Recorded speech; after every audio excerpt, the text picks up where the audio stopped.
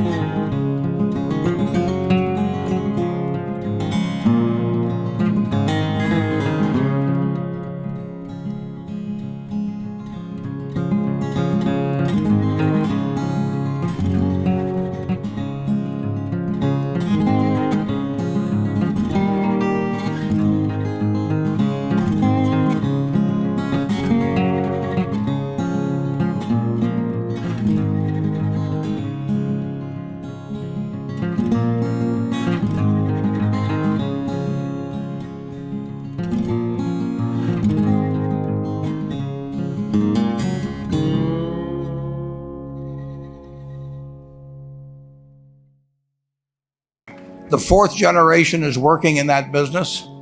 This woman, Rose Blumkin, she worked for me until she was 103.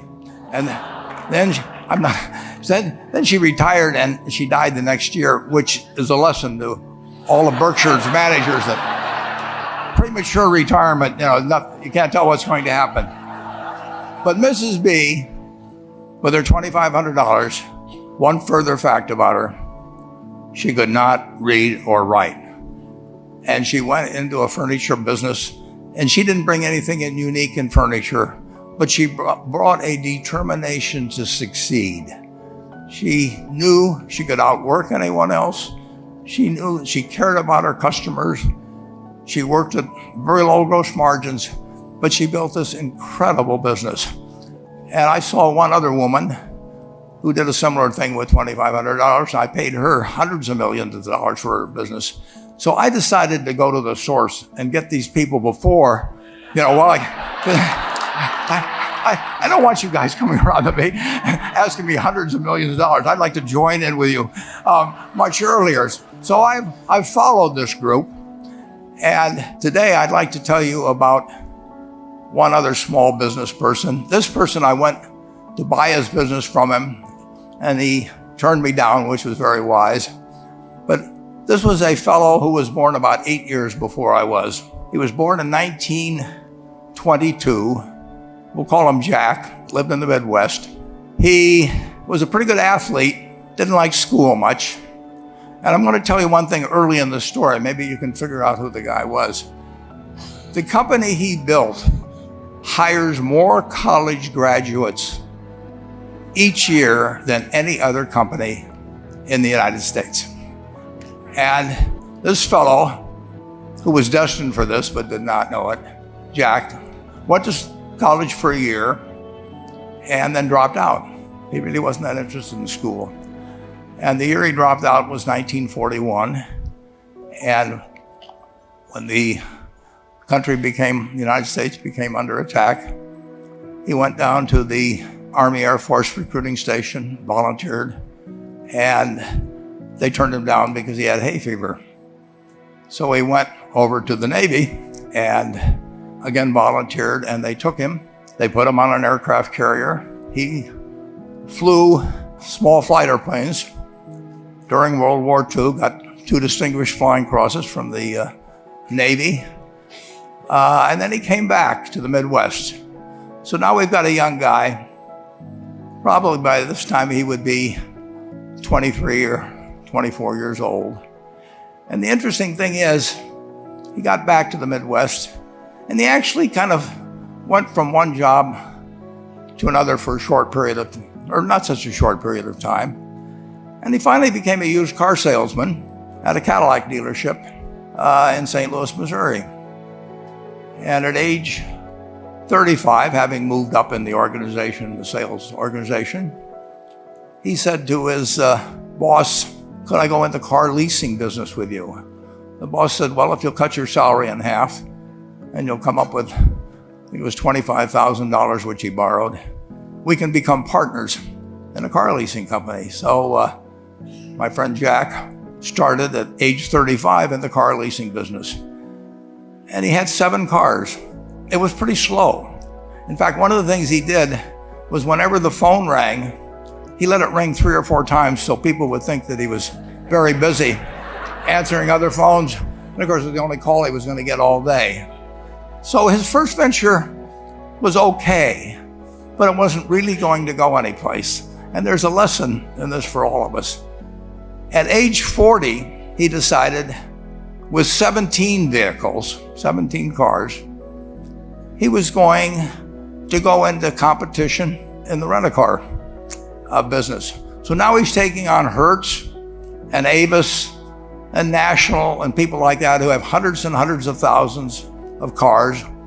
And he's got 17 cars, and his cars aren't any different than theirs. I mean, he's buying them from General Motors or Ford or Chrysler. And he can't get the airport locations. Those companies have them all sold up. But he was determined that he would basically offer the customer, can't offer him a different car, but he can offer them friendlier service than they've ever seen. And so he started a company. He named it after the battleship that he'd flown from in the Pacific, which was the USS Enterprise. And he died about a year and a half ago. But when he died, his rent-a-car company, starting with those 17 cars, was worth more than Hertz and Avis and all the rest of the rental cars put together. The man's name was Jack Taylor, and his son, Andy Taylor, is a good friend of mine, runs the business now. A grandchild is in the business. There'll probably be a 4th generation along the line. So this man, in the United States, he didn't invent artificial intelligence. He didn't do anything that, just like Mrs. B selling furniture, I mean, that any one of us could have entered those businesses. But he lived by the creed, basically, of delighting his customers and working with people and establishing the relationship with them so that they in turn would want to delight the customers. He couldn't go out there and take care of every rental car possibility, but he learned how to project himself and his attitude toward his fellow man and his desire, to make a friend out of every customer. He managed to take very ordinary cars and turn them into this extraordinary business from virtually nothing. And it illustrates several points. One is, you don't necessarily get it right exactly right the first time. I mean, the car leasing business, basically you were competing on the cost of money to finance cars. And it's very hard to delight a customer when you just give them the car and tell them to send you a monthly check for 5 years and you'll be back at that time. So his talents were being wasted basically in that business. But at the age of 40, with all of that experience behind him, he found the golden key. He took a very ordinary business and turned it into an absolutely extraordinary operation, just like Mrs. B or Rose Blumpkin did with furniture. And he didn't worry about whether the Federal Reserve was going to tighten or ease. He didn't worry about whether the stock market was up or down yesterday. He didn't worry about the things he couldn't change, but he did focus on the one thing he could change, and that was the customer's experience. And I have seen the one that got away, Enterprise. I went down to Florida and tried to talk him into selling to Berkshire, and he was smart enough not to do it. Probably the value of the company has quadrupled since I made that visit. But he was smart enough to see that he would find that business. Henry Ford, as you may know, failed twice before he started the Ford Motor Company in 1903. I mean, the test isn't whether you get the greatest business idea in the world the first time out. The test is whether you keep learning as you go along what your strengths are and what you can do for your customers, what you can bring especially to the party. And to do that, you need the education that I know you've received through 10,000 small businesses, but you need a genuine desire day in, day out to delight the customer. I've never seen a business, and I've seen a lot of businesses, but I've never seen one that delights the customer that doesn't succeed. I mean, what you want is that customer the next day when they think, do I want to rent a car or do I want to buy some furniture? What goes through their mind? You know, it's the place where they've had a great experience. I don't know what I paid for this tie. Actually, probably if somebody gave it to me, but for the purposes of this speech, I will say I have no idea. But or the shirt I'm wearing, or this. But I do know, I will remember how I was treated when I bought it. I mean, you long forget about the price, but you never forget whether you had a good experience or a poor experience with the purchase experience. And you'll have a hard time finding a person that's had a wonderful experience, a delighted experience in purchasing anything that isn't going to come back.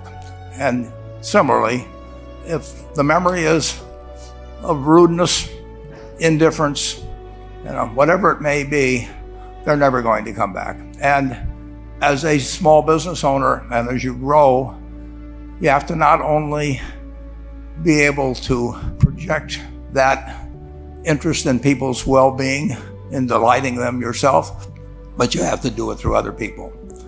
And you won't be able to do it through people who themselves do not feel they're being fairly treated, that their views aren't appropriately considered. So you really do have to learn to multiply yourself through other people. And I advise the young people that come to Omaha. We have a number of classes. The key is to, certainly in terms of your personal life, the most important decision you'll make is the spouse that most of you will likely have. And it's very important to surround yourself with people that are better than you are. You are going to move in the direction of the people you associate with. So you constantly, I've been enormously lucky in that respect. I mean, I've just had teachers and friends and a spouse that really was a better person than I was. And I had enough sense to learn from these people that life went better if you behaved better yourself. It took a while. So I advise you to seek out, as your partner in business, your partner in life, whatever it may be, look for the people that actually are examples to you rather than somebody that you think you need to straighten out yourself. And simple rules like that, delighting customers, working through other people, associating with people that will cause you to move in a better path than you might otherwise have, they will take you so far in life that it's hard to believe. I mean, they took Rose Blumpkin without being able to speak a word of English, couldn't read or write, and they took her to what is now a $1.5 billion business. And incidentally, there's been no money put in it since the $2,500. That's been the total capital paid into the Nebraska Furniture Mart. And I think if you looked at Enterprise, I don't know their books the same way, but my guess is that very little equity capital has been added to Enterprise over the years. The business built on itself. So I want to tell you, I admire this group enormously. When I met Dr. Mello's class on September 22nd, 8 years ago, I was thrilled. And I admire people that are doing what you have done. Working hard at your job at the same time, you took on an added, really, lot of hard work to further your skills. 99% graduate. I mean, that's a mind-blowing statistic. And I'm looking at 2,200 people here who I admire. I'm cheering for you, and I can tell you the best is yet to come. Thank you.